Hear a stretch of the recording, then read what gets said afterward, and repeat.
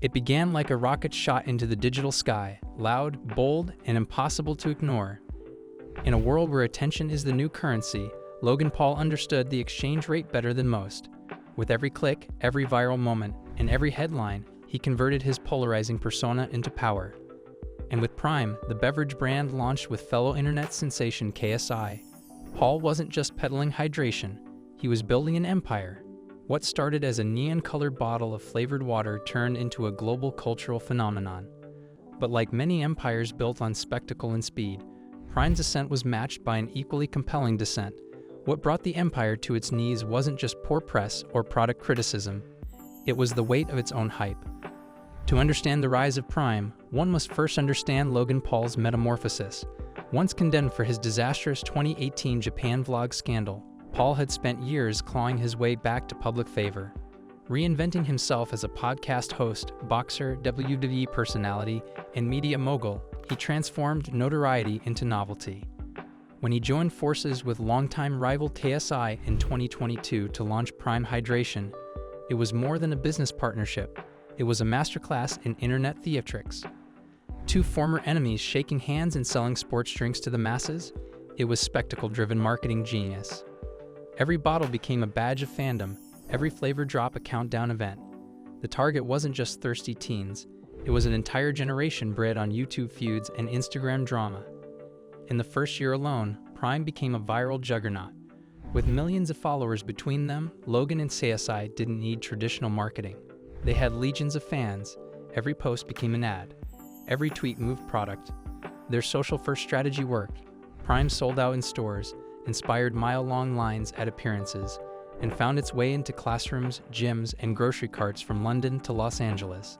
The drink wasn't particularly unique, just flavored water with electrolytes and added vitamins, but the branding was pure gold, brightly colored bottles with sleek design, flavor names that evoked energy and edge, and a media narrative that positioned Prime as cooler than Gatorade and more exciting than water. Celebrities joined in, athletes endorsed it. Even UFC fighters, through a lucrative deal with the organization, began drinking Prime in post-fight interviews. Paul and KSI appeared at WWE events with Prime bottles in hand, merging worlds in a way only social media personalities could. And with children treating Prime like Pokémon cards, collecting every flavor, trading unopened bottles, and even selling them online at marked-up prices, the hype reached a fever pitch. Prime wasn't just a beverage, it was a lifestyle, a movement. A brand that defined youth culture, at least for a brief and burning moment. But with every meteoric rise comes a shadow, the ticking clock of saturation and scrutiny. Prime's fall didn't happen overnight, but rather as a slow unraveling under the weight of overexposure, criticism, and questionable decisions. The first real cracks began when consumers started analyzing the product itself.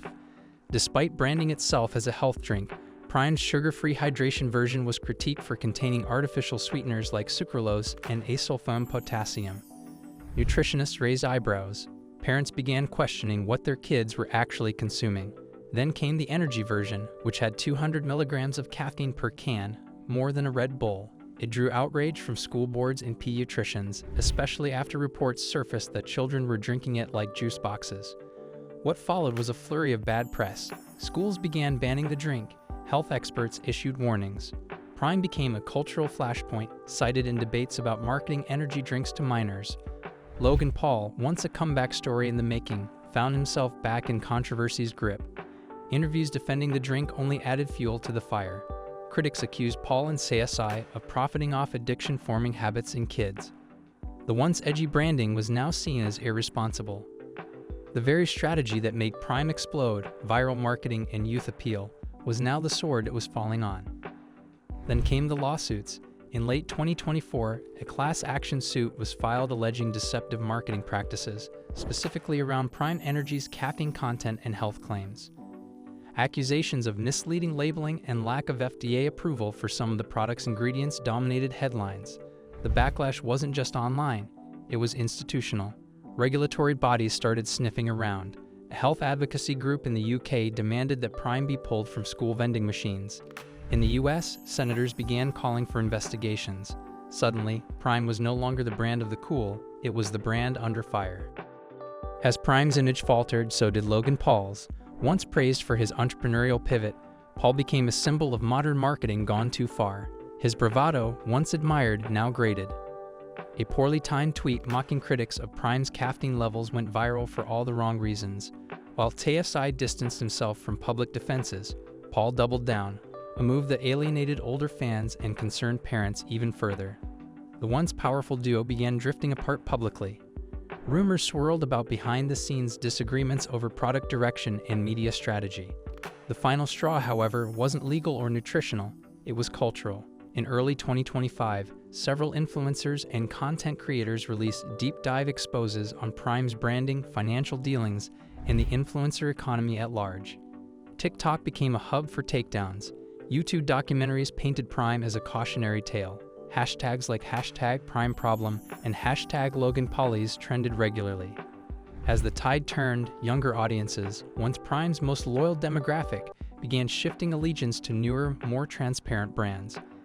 In an era where authenticity is currency, Prime started to feel like a shell of its original mission. Retailers responded accordingly.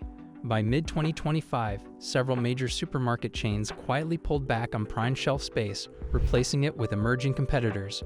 Without the constant online hype and influencer push, the drink's novelty faded. Logan Paul, once the face of digital entrepreneurship, now faced a reckoning, not just as a businessman, but as a brand himself.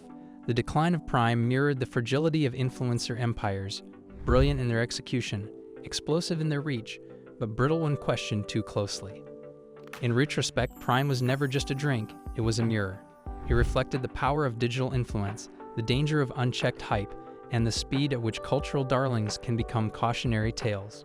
For a time, Logan Paul's Prime empire seemed unstoppable. It fused brand identity with personal redemption, but ultimately, it collapsed under the very ecosystem it mastered, a viral culture that builds fast and destroys faster. As of now, Prime still exists, albeit at a reduced volume and market presence. Logan Paul remains a fixture in media, still podcasting, still wrestling, still creating. But the invincibility has worn off. The empire is no longer expanding, it's patching holes. Whether Paul will bounce back again remains to be seen. If history tells us anything, it's that he has a knack for surviving storms. But the Prime saga will always serve as a footnote in his legacy. Brilliant, profitable, controversial, and ultimately unsustainable. For now, the bottle may remain on some shelves, but the illusion of its untouchability is gone. The Prime era, short-lived and spectacular, stands as a symbol of a new kind of rise and fall, not built in boardrooms or factories, but in the endless scroll of screens, likes, and shares.